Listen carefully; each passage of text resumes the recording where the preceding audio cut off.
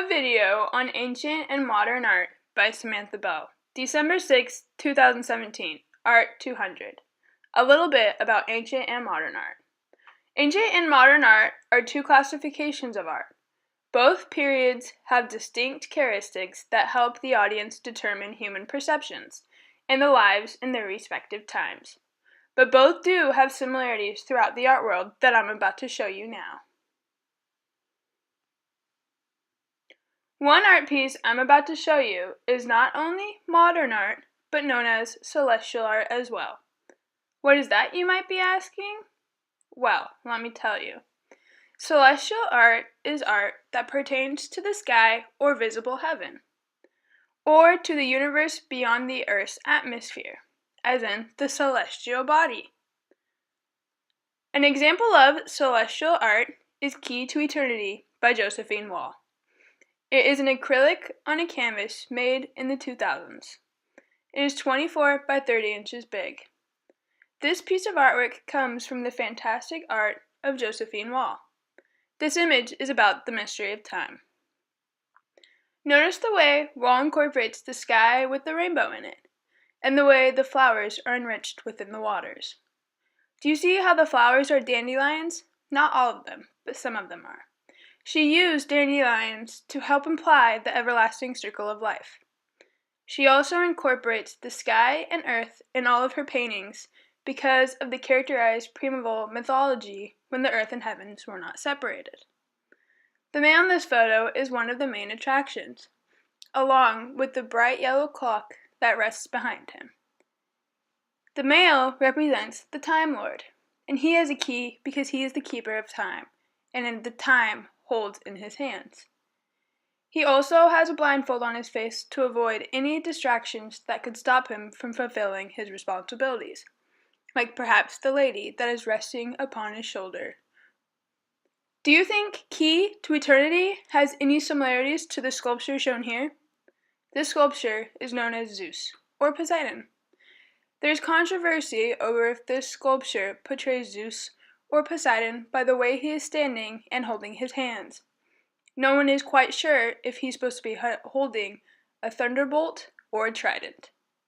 It was made in Greece back in 460-450 BCE. It is a bronze sculpture that is 6 feet and 10 inches high, and is currently residing in the National Archaeological Museum in Athens. Back to the similarities of these two art pieces. Both of the males in these two art pieces represent a lord or a god. In Key to Eternity, the man represents a Time Lord. In the sculpture, Zeus is the god of the sky, or if the sculpture is portraying Poseidon, then he is the god of the sea.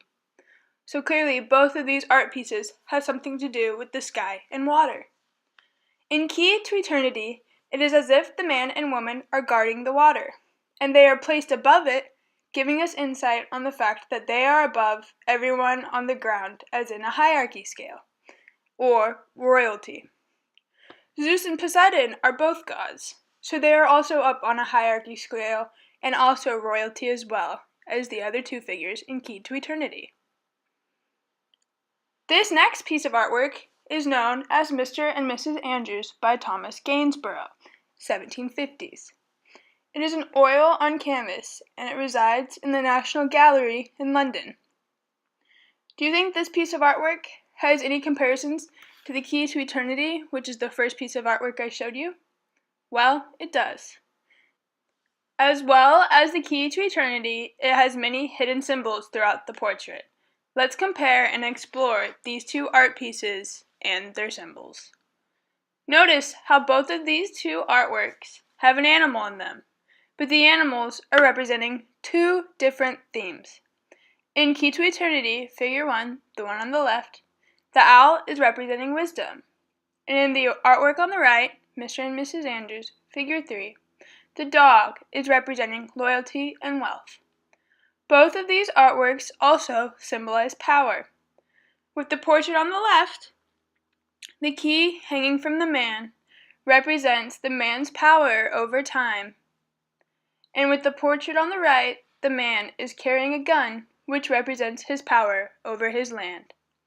Both of the men in these pieces are also wearing headdresses, which help symbolize their royalty over their lands. The lighting in each artwork draws your attention to certain objects, making them the main attractions.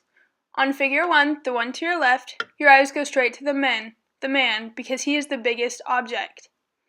Then after that, your eyes go to the clock behind him because of the bright yellow. In figure 3, the one to your right, your eyes first go to the people because that is where the most color is. And then your eyes go to the backdrop, looking at the clouds and the horizon of the grass.